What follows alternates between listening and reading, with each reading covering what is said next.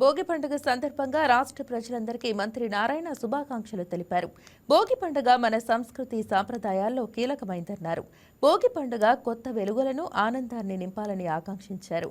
ఈ సందర్భంగా నగరంలోని స్మార్ట్ స్ట్రీట్ బజార్, బాలాజీనగర్, రంగనాయకులపేట, మూలపేట, రాజేంద్రనగర్ పలు ప్రాంతాల్లో ఏర్పాటు చేసిన భోగి మంటల కార్యక్రమంలో మంత్రి నారాయణ కుటుంబం సమేతంగా పాల్గొన్నారు. ఈ సందర్భంగా ఆయన ప్రజలతో ముచ్చటించి వారితో మాట్లాడారు. భోగి పండుగ ప్రతి ఒక్కరి జీవితాల్లోకి కొత్త వెలుగులు తీసుకురావాలని మంత్రి నారాయణ ఆకాంక్షించారు. నెల్లూరు ప్రజలకి, రాష్ట్ర ప్రజలందరికీ నా శుభాకాంక్షలు. ఈ భోగి సంక్రాంతి అనేది తెలుగు ప్రజలకి అత్యంత ప్రీతిపాత్రమైన పండుగ. ప్రతి ఒక్కరూ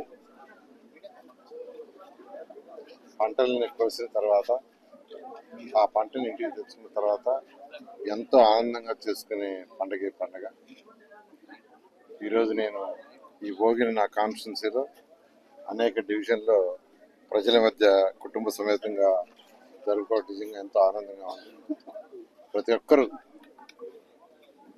ఎంతో ఆనందంగా సకల ఐశ్వర్యాలతో ఉండాలని కోరుకుంటున్నాను. నెల్లూరు ప్రజలందరికీ కూడాను ఈ సంక్రాంతి శుభాకాంక్షలు అండి.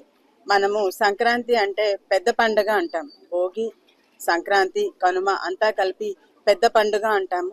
మనము అందులో ముఖ్యంగా భోగి రోజు మనలో ఉన్న కష్ట నష్టాలని, దుఃఖాన్ని అంతటినీ కూడాను భోగి మంటల్లో వేసేసి, పాత వస్తువుల్ని అలాగే మనలో ఉండి బాధల్ని అవన్నీ కూడాను భోగి మంటల్లో వేసి కాల్చేసి సుఖ సంతోషాలతో ఉండాలని చెప్పి ఈ భోగి సందర్భంగా ప్రతి ఒక్కళ్ళం కోరుకోవటం జరుగుతుంది. అదే రకంగా మన పెద్దవాళ్ళందరికీ కూడాను ఒక సంవత్సరము అంటే ఒక రోజు వస్తుంది. వాళ్ళకి ఎవరైతే చనిపోయిన మన ఇంట్లో పెద్దవాళ్ళు ఉంటారో వాళ్ళందరికీ మనము భోజనం పెట్టడం అని పెద్దల రోజు అంటాము, పెద్ద పండుగ అంటాము. సంక్రాంతి రోజు మన పెద్దల్ని గుర్తు చేసుకొని వాళ్ళకి భోజనం పెట్టి మనము నమస్కరించుకొని వాళ్ళని గౌరవించుకుంటాము. అలాగే మనకి ఎంతో మనము ఈరోజు మనం ఇలా ఉన్నాము, మనం తినగలుగుతున్నాము అంటే దాని వెనకాల పశువుల వాటి యొక్క శ్రమ ఉంది. వాటిని గౌరవించుకుంటూ మనము కనుమ పండుగని చేసుకోవటం జరుగుతుంది. టీడీపీ ప్రభుత్వం వచ్చాక ప్రతి ఒక్క పండుగ చాలా అంటే చాలా ఘనంగా చేస్తున్నారు. మీ అందరికీ తెలిసిందే, మా నాన్నగారు ఏదైతే ప్రామిస్ చేశారో ఆ ప్రామిస్ ని ఇప్పటికీ కూడా నిలబెట్టుకున్నారు. ఇక్కడ నెల్లూరులో ఒక డంప్ యార్డ్ ఉందండి. 30 సంవత్సరాల నుంచి అదొక పెద్ద సమస్య. కానీ సంక్రాంతి ముందు మా నాన్నగారు ఖచ్చితంగా ఈ సమస్యని నేను రిజాల్వ్ చేస్తాను అని చెప్పారు, రిజాల్వ్ చేశారు. అదేవిధంగా ఆంధ్రప్రదేశ్ రాష్ట్రంలో తీసుకుంటే 85 లక్షల టన్నుల చెత్తని రిమూవ్ చేశారండి ఆంధ్రప్రదేశ్ రాష్ట్రం మొత్తాన. అండ్ నెల్లూరులో కూడా చాలా అంటే చాలా నీట్ గా చేశారు వేస్ట్ రిమూవల్ అన్నది.